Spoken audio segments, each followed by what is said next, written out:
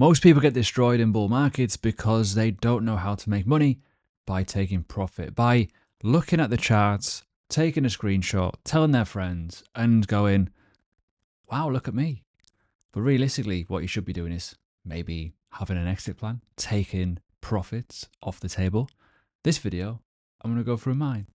Everything. So before we get into it, please bookmark or save this video because you will probably need to come back to it because lots of big variables here, right? We're going to talk specifically about exit plans, how to exit the market properly with given things, with a strategy, with a plan, so to speak, so you don't get blown up every single time. Now, typical bull and bear markets, they tend to repeat. Bear markets, they go down. Bull markets, they go up. It's what you do in between is the important bit, and how long can you hold that conviction. However, the end part is easy. Having a target point, that destination is reached, and you take some money off the table and you go, done all right then. But we know. Let me know in the comments what you're like. Do you wish for more? Have you already had a 10x, but you wish for a 100x, for example? I know that happens quite a lot. On the screen is a very, very simple kind of metric. It's basically what has happened in the past in terms of bull and bear markets, certainly when it comes to cryptocurrency. This is a total market cap chart, so to speak, right? As you can see, we've had a bull market, a bear market consolidation phase every single time. That's what happens. And realistically, what's happened is we are currently in a bull market right now. Right now, we are in a bull market. It may not seem like that because your altcoins are doing crap, but ultimately Bitcoin has been leading the way. We are still in an uptrend as well. But what we need to find out and discover is where can this go, what can we do, and why we should be playing it this way, because the past matters. Past data is a good reference point, but ultimately you need to know when to get out before it gets a bit hurtful, or when the euphoria is here, you should probably use that exit liquidity to get out. Let's be honest. Now, I know this is a bit wishy-washy, but hear me out. Sentiment is key. Every time. Fear, horrible. Euphoria, look at me. Billy Big Bollocks, right? And we all know, we see it all the time on X and YouTube and whatnot. When it's euphoria, people get a bit carried away. When it's fearful, people, it's going to go lower. 49 out of 100 today. Now, when we talk about certain situations, when it's fearful, it is usually a good time to dollar cost average into the market. When it's euphoric, it is time to dollar cost average out the market, so to speak, and take money off the table. And that's the whole premise of this entire situation, why most people are no longer profitable, because in the euphoric moments, their conviction is, this is a good investment. I need more of it. But when it's fearful, this is a shit investment. I need to sell it. You need to change that sentiment totally. So let's look at the Bitcoin chart. Let's talk about the specifics on the chart that you need to keep an eye on and why it is important to have a plan. Now, what I'm going to say is not financial advice in any way. It is speculative and it works for me. And everyone has a different sort of exit plan, so to speak, right? The reason why I say that is because everyone has different risk tolerance. For example, you may have bought earlier than the person next to you. You may have bought later than the person next to you. You may be risking more money than the other person. Or people are maybe a bit more fearful to gamble and stuff like that on, say, speculative assets and meme coins and stuff like that. You all know I don't really invest much in altcoins now, but I do trade them. I look at them in a different way versus holding them, right? But the first thing that we need to consider in any market is the higher time frames. And the biggest thing that we look at is the prior high to the prior low, right? We need to look at what the confluence is between Fibonacci sequences and the retracement of that, and more importantly, previous level of historic data, i.e. support and resistance. So the first thing you need to do, and use this as a really good example, look at the past to see the future. So if I'm going to give you a real live example here, right? 2017, 2018 bull market, Fibonacci sequence goes from the high to the low, sorry. And what happens is we go and pull all the way up to the 3618, right? That's a data in terms of that. But realistically, what you would have, if you were buying these lows, you would have been taking profit along the way at little moments. And then when it kind of rolls into mentalness, you're kind of running with profit, and you can then take profit as and when necessary because you got in nice and early. Likewise, where we are currently, this is where it gets very interesting, boys and girls. we have got a very interesting move. We went from $69,000 down to $15,000. And this is kind of the pathway that it went to. It rejected the 618 at one point and it went back and blew through it 4 or 5 weeks later. Then it went up to their previous highs and we struggled around this point for a long, long time.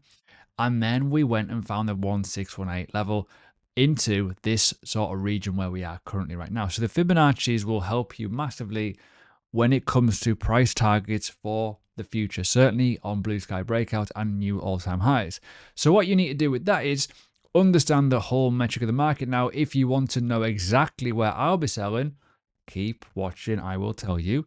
But what you need to do, you need to have a price point in your head and understand the dollar cost average version of this and understand when you think it is getting expensive. Now, you can do this for any asset in the world, not just Bitcoin, by the way, and you can take some money off the table.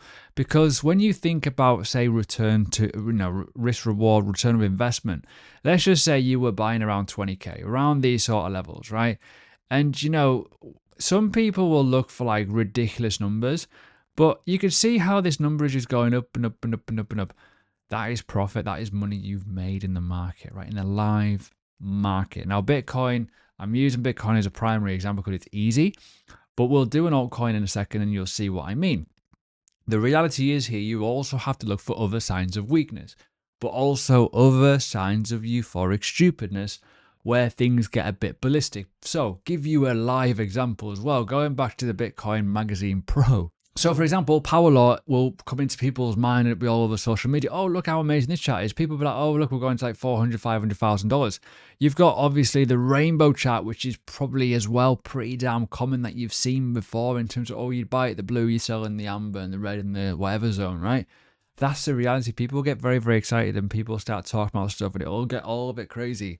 You need to be mindful of that bubble kind of situation and get out before the herd start dumping on you, because that will happen. And if you start second guessing yourself, you're going to start getting really cut up many, many times and you're just going to continuously hold the bag. But what you need to do, and I'm going back to it a little bit, when people have like this stupid sentiment where it's fucking the best thing ever, you need to buy as much as you can. Probably don't, because that's telling you it's probably a little bit overcooked and you need to be mindful of that. And another thing, before we go on, you will never time bottoms, you will never time tops. Dollar cost average in, dollar cost average out, just get out at little increments. Now, as I say, it's subjective. I don't want to give you a full bulletproof thing, but I want to show you the difference between a Bitcoin and an altcoin, right? So obviously, yes, you've got different situations where you're going to find euphoric little zones and little pumps. And just to give you an idea, these pumps are a lot more aggressive than, say, the Bitcoin ones. As you can see, right, they're a lot higher in volume. They're a lot bigger in terms of you get the idea. They're different. But this is where you will get cut up, because you will always go, oh, I've only made a 5x. Oh, I want to make 50x. You've got to remember the maths is the maths and you cannot ruin that, because there's only so many altcoins out there that will do high liquidity and they won't always grow. And that's where people get caught out, because they think it's going to go higher because you're looking at price predictions on YouTube or you're looking at stuff on whatever.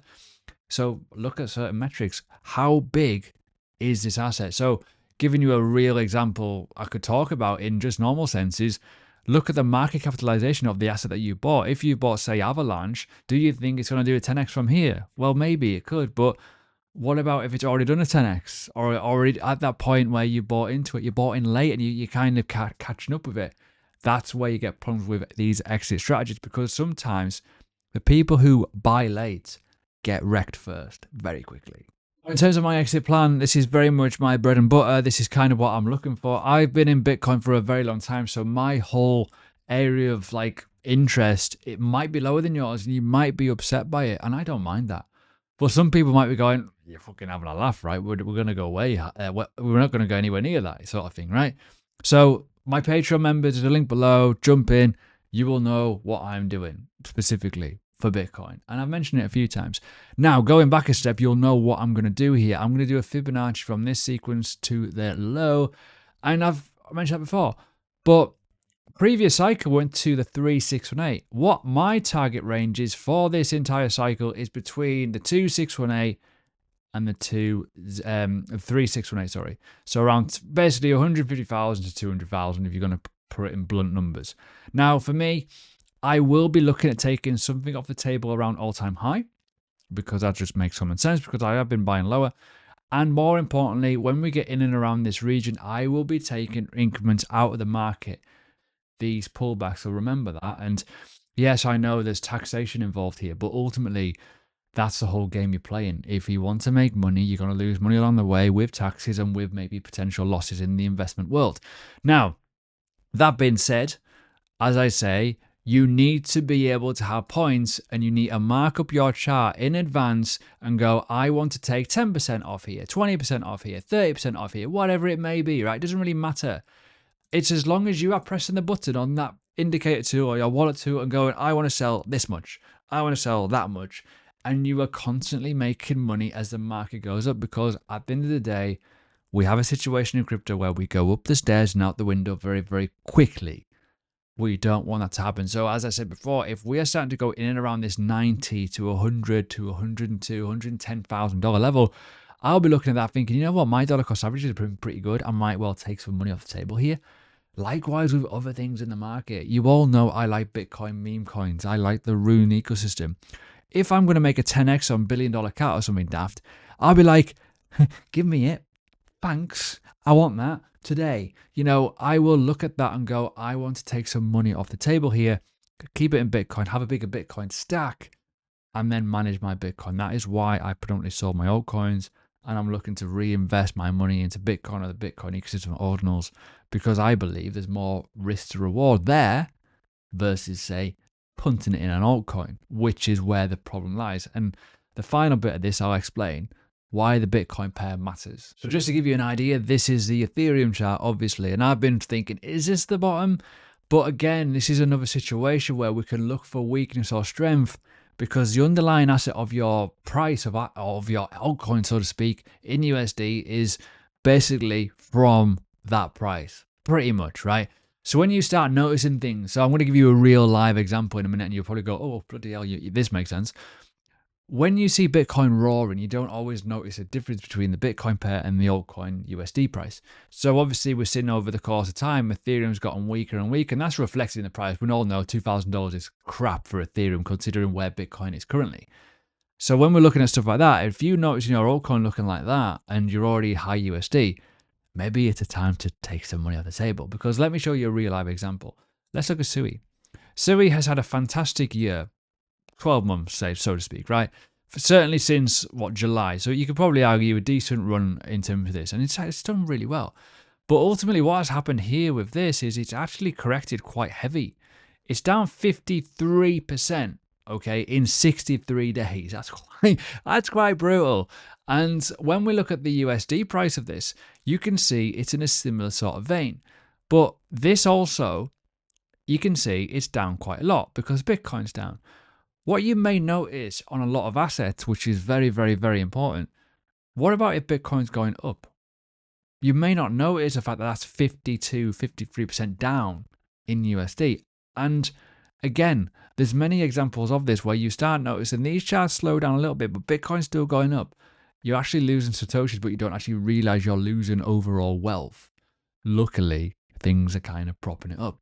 So when you're taking profit as well, it's always important to notice when your underlying asset is high in Bitcoin versus what it was. So a real life example is, this is mental. Hold on a minute. I've made what? How much? I've made 6-7 times my Bitcoin.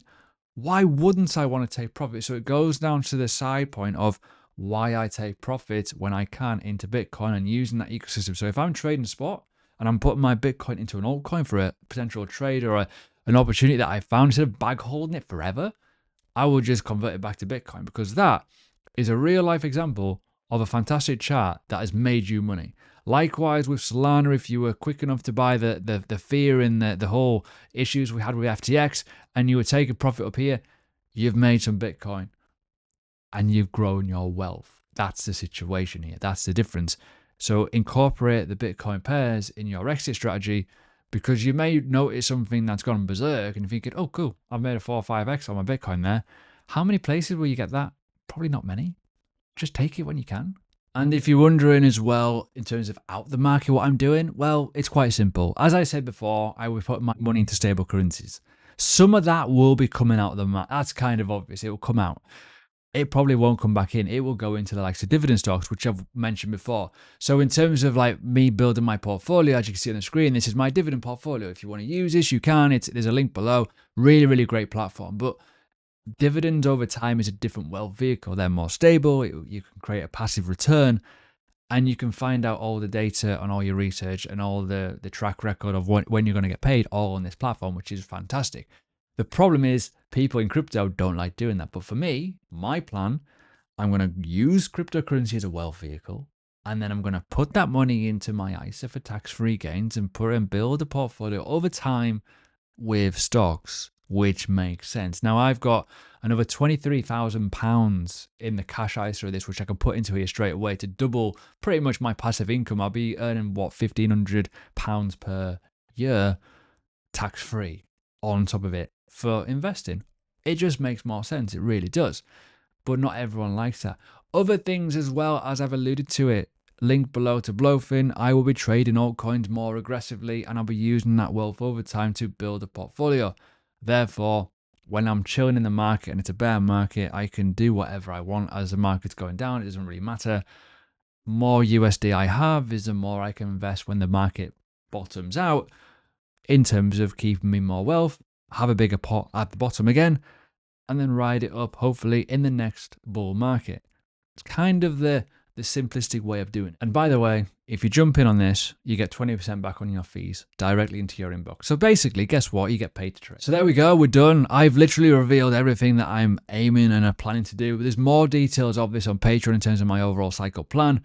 Certainly when it comes to what I'm buying, my journals and stuff. And I think it's important to note that you need to have some sort of exit plan because you will get blown up. I mean, I've been talking about all kinds of stuff over the last couple of months, and stuff hasn't worked out, but ultimately some stuff has quite nicely, and you've just missed it, which is mad. So when we talk about those mini alt seasons, you've got to kind of capitalize on those gains, because if you don't, you lose, and that's where the biggest problem lies. Certainly with altcoins, even with Bitcoin, it hit a perfect Fibonacci level. Did we all look at taking profit then? Probably not, because we probably thought it was going to go much higher. Anyways, video recommendation, watch it. It explains why I'm no longer holding altcoins.